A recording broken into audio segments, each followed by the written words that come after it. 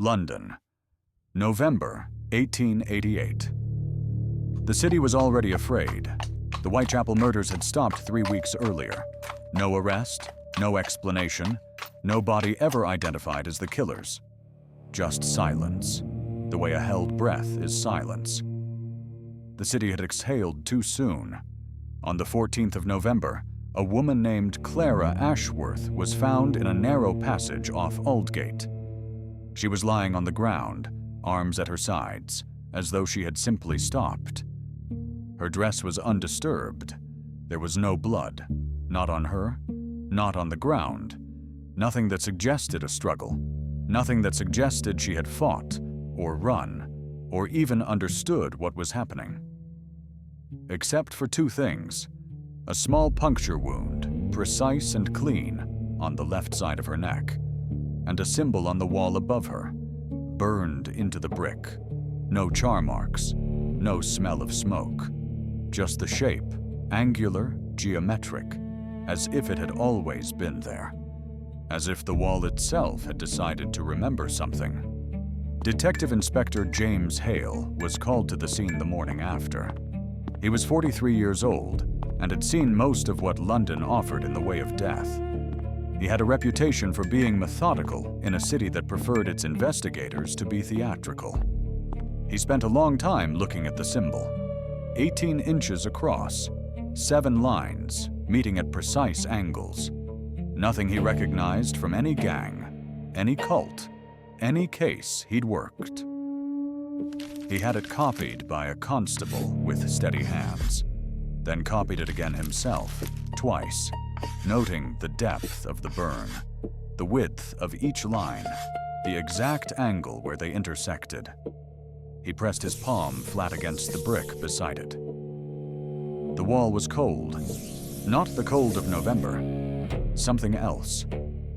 The medical examiner's conclusion: exsanguination, near total. And yet, the only wound present was the puncture on her neck, no wider than a knitting needle. Something drained her. I'm aware of how that sounds. I don't have a better way to say it. He returned to the alley twice that week. He measured distances, interviewed every resident on the passage. No one had heard anything.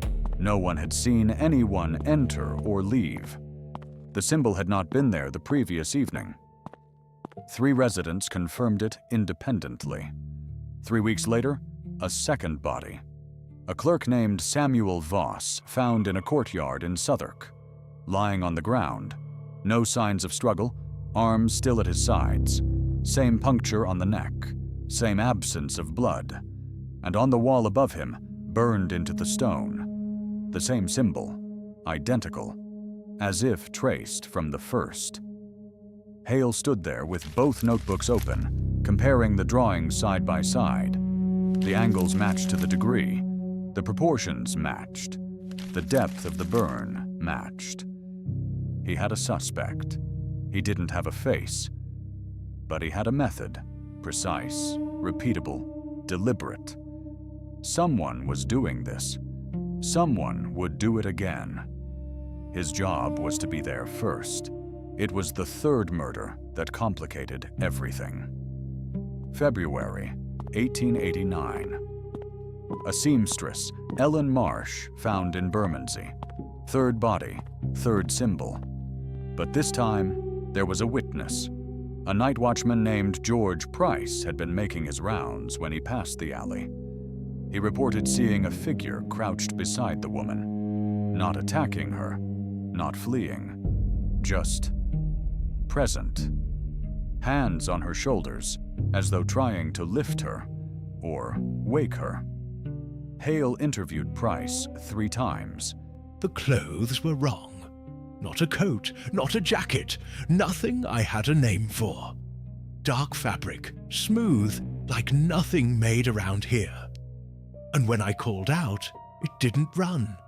It stepped backward into the space between the buildings, and then it just wasn't there anymore. People don't do that. People don't just stop being there.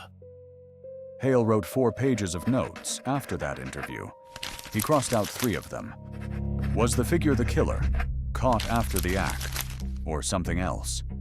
Something that had arrived not to commit a murder, but to witness one. He didn't have an answer. He had a description. Dark fabric, moved in a way that didn't follow the rules of movement Hale had spent 19 years studying. He increased patrols. He mapped the locations, calculated distances, tried to predict where the next one would be. He was wrong about the location. He was right that there would be a next one. The fourth murder occurred on the 9th of April, 1889. A man named Thomas Reeve found in an alley in Clerkenwell. Hale was there within the hour. Fourth symbol on the wall, identical to the others. But this time, something was different. Around the edges of the symbol, the brick was slightly warped. Not scorched, not burned, warped, as if subjected to a pressure that stone shouldn't be able to register. He pressed his fingers against the edges. The brick was cold, colder than the winter air, colder than anything in that alley had any right to be. He interviewed 41 witnesses over the following 6 weeks. 3 had seen the figure. He cross-referenced their accounts word by word, drew composite descriptions, sent letters to police departments in 7 cities. None had similar cases on record. One addition came from a woman observing from a second-floor window. Just before it was gone, the air around it did something, shimmered, like heat off cobblestones in summer, but the opposite, like cold made visible, and then it was gone, and that mark was on the wall. After Thomas Reeve, the murders stopped. No 5th victim, no 5th symbol. Hale kept the case open for 4 years. He corresponded with physicians, chemists, a professor at Cambridge who wrote back in careful letters that said in various ways, "I cannot explain what you are describing." No one could. The puncture wounds were never explained. The symbols were never matched to any known language, any known system of signs. The figure was never found. James Hale retired in 1901.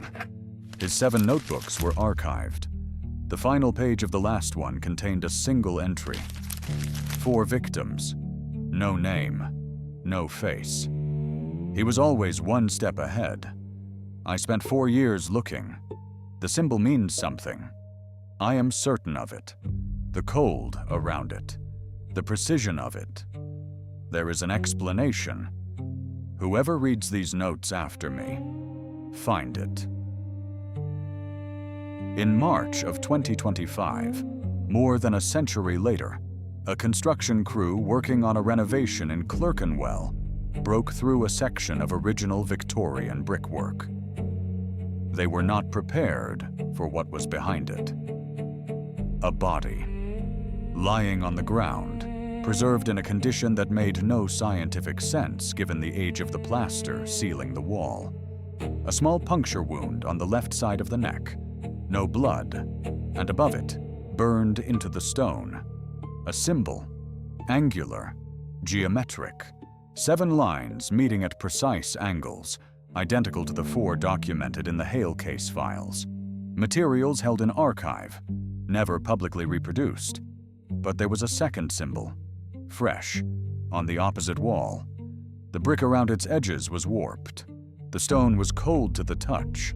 The body has not been formally identified. The case has not been closed. Whatever it is, whatever leaves that mark, it has not stopped. Or it has started again. Or it never left.